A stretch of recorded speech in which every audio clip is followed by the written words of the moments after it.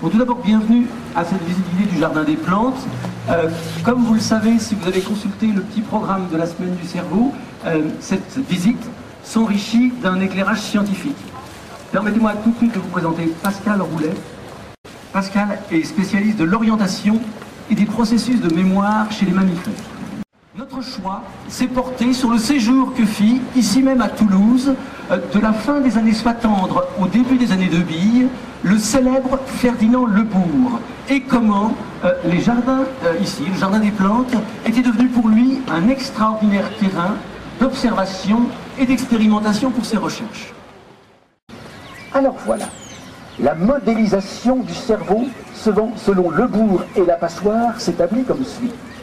À l'intérieur de notre tête, une passoire. Les fils de la passoire sont toutes les questions qu'on se pose. Si on se pose beaucoup de questions, on a les fils très serrés, et inversement. Des yeux et des oreilles tombent des informations. Ce que Lebourg et la passoire symbolisent par des petits pois. Alors voilà, à l'intérieur de notre tête, une passoire, et des petits pois qui tombent des yeux et des oreilles. Si l'information vue ou entendue, le petit pois, correspond à une question qu'on se pose, le fil, le petit pois colle au fil. Sinon, comme c'est le cas pour Madame Lebranchu et la plupart des émissions de France Culture, ça tombe on ne sait où. En tout cas, ça n'est pas stocké dans notre cerveau. Actuellement, on pense plutôt à des réseaux de neurones, bien sûr, et à des connexions entre neurones. Donc pour expliquer un petit peu le fonctionnement de la mémoire, si je peux me rapprocher, je vais prendre quelques neurones. Donc je vais prendre un neurone. Voilà. Donc voilà, un beau neurone, il m'en faudrait 2 ou 3 autres. Hop, et le neurone. Pas lui. Alors, hop, si, regarde, juste là, vous avez pratiquement rien à faire. Donc voici 3 neurones, au moins, 3 ou 4 neurones. Et pour l'instant, même s'ils sont très beaux, ils ne fonctionnent pas ensemble et ils sont incapables de stocker l'information ensemble. Et puis, je vais envoyer une information qui arrive, je ne sais pas, j'ai vu quelque chose, et je vais envoyer une petite information à ce neurone-là. Et ce neurone-là va réagir, et il va lui aussi stocker, toucher, juste avec un doigt, voilà, juste avec un doigt, ici. Et puis on va faire un autre réseau ici. Et celui-ci, là, il va inhiber celui-ci. Okay. Et donc comme ça, on va faire toute une série. Et je vais renvoyer exactement la même information à lui. Et comme j'ai déjà envoyé l'information transite beaucoup mieux. Et ici, au lieu d'avoir juste un doigt qui touche, on a 2 ou 3 doigts. C'est-à-dire que ce qu'on appelle les contacts entre neurones, les contacts synaptiques, vont devenir un petit peu plus forts. Et à chaque fois que je vais envoyer de l'information, le contact va être de plus en plus fort. Si bien qu'à un certain moment, hop, on fait un bon contact, ici il y a un réseau qui commence à se créer. Ok. Et il ne faut pas perdre le fil. Et il peut y avoir comme ça plein de réseaux. Ok.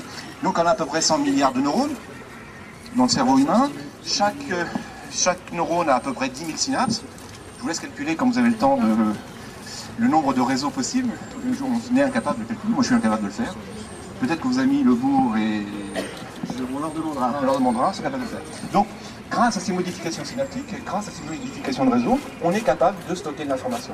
Et bien sûr, ce qui est intéressant, c'est qu'on est capable de fabriquer de l'information, mais si cette information est plus utile, si elle n'est pas réellement utilisée, si ça fait longtemps que je n'ai pas envoyé cette information, eh bien, petit à petit, eh bien, cette information va se détacher et va être détruite au niveau cérébral, puisqu'elle ne sert à rien. Donc on va créer des réseaux, et puis en même temps, on va en détruire. Heureusement, parce que là, vous recevez des milliers et des millions d'informations, vous avez vu des milliers de choses depuis qu'on est dans le parc. Si à chaque fois qu'il y avait des informations nouvelles, il y avait de nouvelles connexions, il y aurait, au bout d'un moment, un petit encombrement. Donc il faut en plus éliminer tout ce qui ne sert à rien. Mais les petits pois, c'est intéressant comme théorie. Étant donné que mademoiselle s'appelle ici, et que je suis en train de la suivre, je suis ici. Oui. Si ça devait durer, je pourrais devenir un peu là, mais pour le moment, je suis ici. Mais pourquoi suis-je ici? C'est bien évident, parce que ici je suis. Et Lebourg en profite pour répondre à cette question existentielle extraordinaire. Pourquoi suis-je ici? Qu'est-ce qu'on fait ici? Non, nous ici on tourne. Et il trouve cette réponse, toute bête, toute lumineuse de simplicité. Je suis ici, car ici même.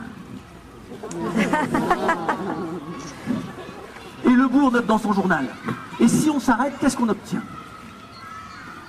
Ici et là, je ne suis plus ici, mais ici même quand même.